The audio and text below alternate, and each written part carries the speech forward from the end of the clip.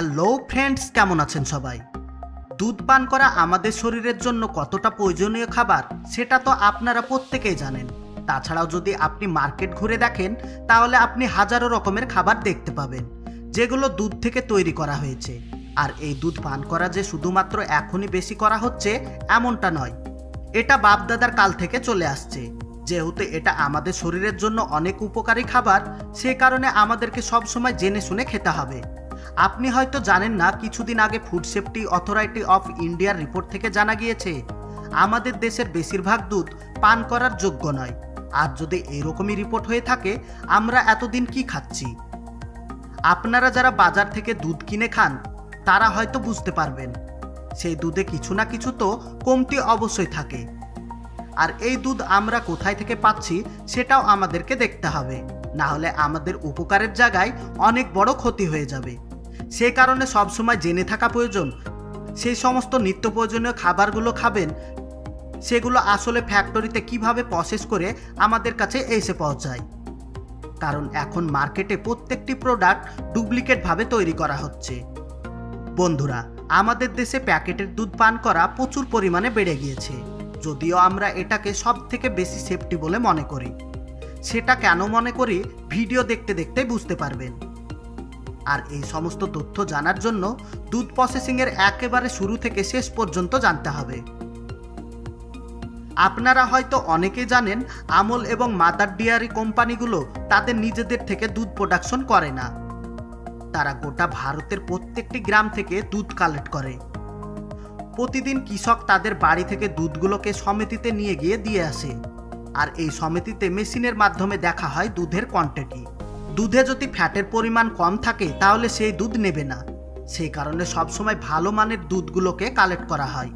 এই সমস্ত দুধ কালেক্ট করার আগে স্যাম্পল টেস্ট করা হয়। আর যদি স্যাম্পল টেস্ট পাস হয়ে যায় তারপর সেই সমস্ত দুধগুলোকে কালেক্ট করা হয়। সমস্ত দুধ কালেক্ট হয়ে যাওয়ার পরে পাঠিয়ে দেওয়া হয় প্রসেসিং প্ল্যানেটে, যেখানে বাকি সমস্ত প্রসেস করা হবে। ফ্যাক্টরিতে নিয়ে আসার পরে সর্বপ্রথমে দুধগুলোকে একটি হাই প্রেসার মোটরের সাহায্যে পাম্প করা হয়। আর এটি এই কারণেই করা হয় যেন এর থেকে ক্রিম আলাদা হয়ে যেতে পারে।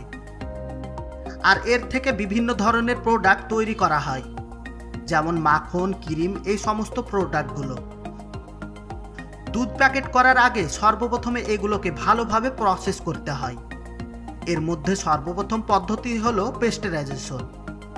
এই প্রসেসে সর্বপ্রথম দুধকে 15 সেকেন্ড পর্যন্ত সরু পাইপের মধ্যে দিয়ে নিয়ে যাওয়া হয় এবং একটি কন্টেনারে জমা করা হয়, যেখানে এর তাপমাত্রা থাকে 72 ডিগ্রি সেলসিয়াস। তারপরে কিছুক্ষণ পরে সমস্ত দুধ ঠান্ডা করার জন্য এই ধরনের প্রসেস করতে হয়। আর এইভাবে পাইপের মাধ্যমে আসে এবং এখানকার তাপমাত্রা 4 ডিগ্রি সেলসিয়াসে নেমে আসে। আর এই প্রসেস মোটামুটি 1 ঘন্টা পর্যন্ত করা হয়। আর এইরকম এই জন্যই করা হয়, এই দুধের সাথে থাকা সমস্ত ব্যাকটেরিয়া মরে যায় এবং তার সাথে সাথে এই দুধ অনেক দিন পর্যন্ত ভালো থাকে। মোটামুটি 1 মাস পর্যন্ত আপনি চাইলে এই দুধ রেখে দিতে পারবেন। আর এইভাবে অনেক দিন পর্যন্ত সংরক্ষণের জন্য এই সমস্ত প্রসেসগুলোকে করতে হয়, কারণ এগুলো প্যাকেট হয়ে পৃথিবীর সমস্ত দেশে পাঠিয়ে দেওয়া হবে। তারপরে এই সমস্ত দুধ একটি মেশিনে ঢেলে হাই প্রেসার দিয়ে অন্য একটি কন্টেনারে পুশ করা হয়। এইরকম করার কারণে ফ্যাট বরাবর পরিমাণে হয়ে যায়, যার কারণে কোনো জায়গায় কম বেশি ফ্যাট থাকে না, সমস্ত জায়গায় ফ্যাট সমান্তরাল হয়ে যায়। এবার এই সমস্ত দুধ প্যাকেজিং হওয়ার জন্য ফুল রেডি এবং মার্কেটের ডিমান্ড অনুযায়ী দুধগুলোকে প্লাস্টিকের প্যাকেটে অথবা কৌটোতে লোড করা হয়। আর এইভাবে অটোমেটিক মেশিনের সাহায্যে প্যাকেটগুলো রেডি করা হয়। এই প্যাকেট রেডি হয়ে যাওয়ার পরে এগুলোকে মার্কেটে পাঠিয়ে দেওয়া হয়। আপনারা হয়তো এতক্ষণে বুঝতে পেরেছেন যে বেশিরভাগ মানুষ প্যাকেটের দুধগুলোকে কেন নিরাপদ মনে করে।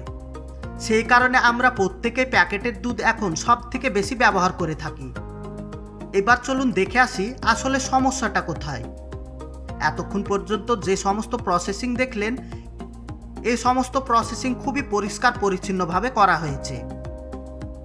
তাহলে এমনটা কি হয়েছে যার কারণে ফুড সেফটি অথরিটি অফ ইন্ডিয়ার রিপোর্ট এত খারাপ?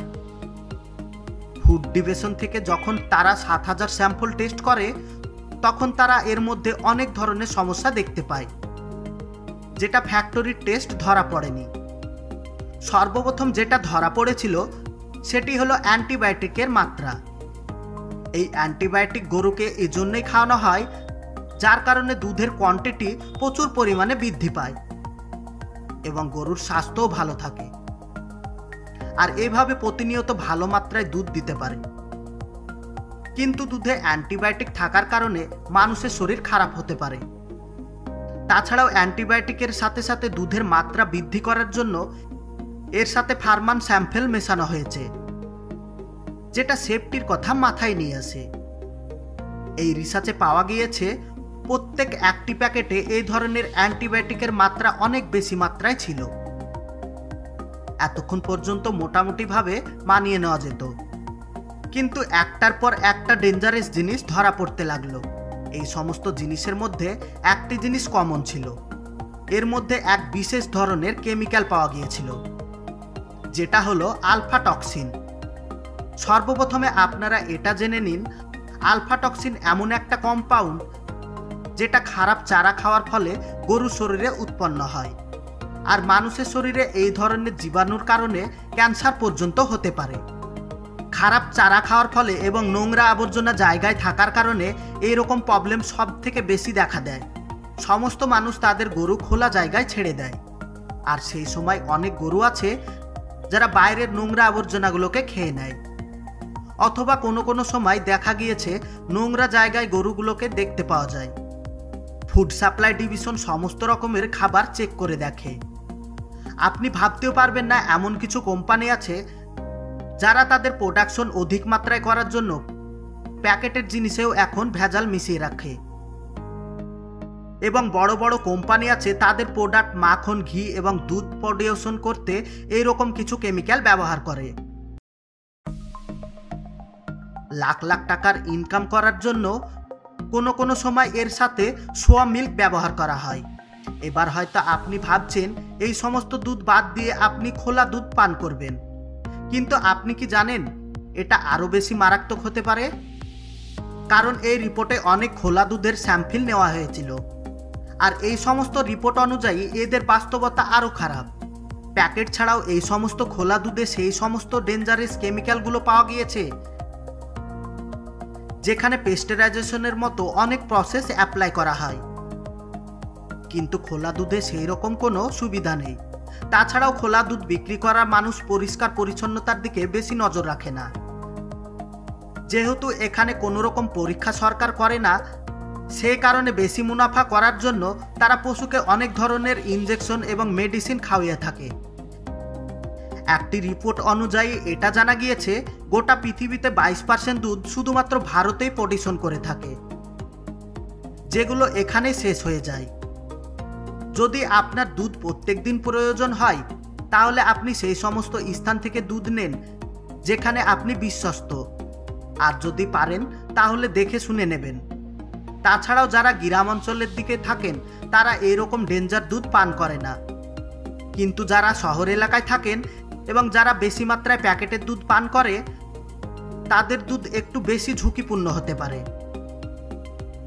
এবার চলুন দেখে নিই কিভাবে আর্টিফিশিয়ালি দুধ তৈরি করা হচ্ছে।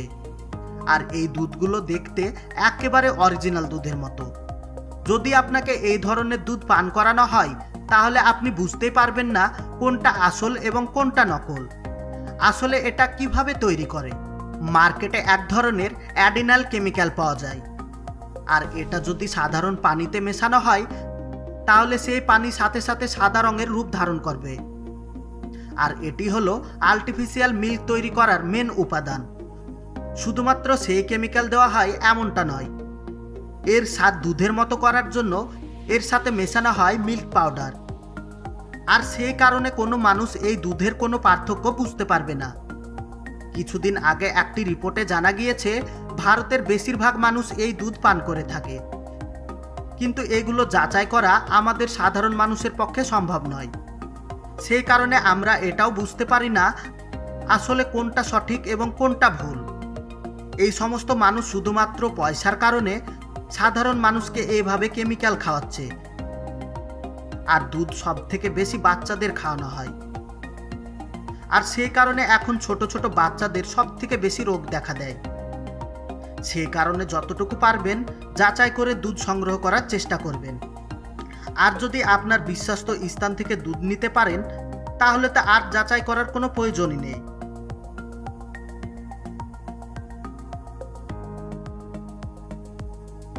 আর বন্ধুরা, সব লাস্টে জরুরি কথা, আমরা যেন এর থেকে আরো সুন্দর সুন্দর ভিডিও বানাতে পারি, এজন্য ভিডিওতে লাইক দিয়ে বন্ধুদের সঙ্গে শেয়ার করুন। আর আপনি যদি আমাদের চ্যানেলে নতুন হয়ে থাকেন তাহলে চ্যানেলটিকে সাবস্ক্রাইব করে অল নোটিফিকেশন সিলেক্ট করুন, যাতে আমাদের পরবর্তী ভিডিও আপলোড করার সঙ্গে সঙ্গে আপনি সবার আগে দেখতে পারেন। এতক্ষণ পর্যন্ত সঙ্গে থাকার জন্য আপনাকে অসংখ্য ধন্যবাদ।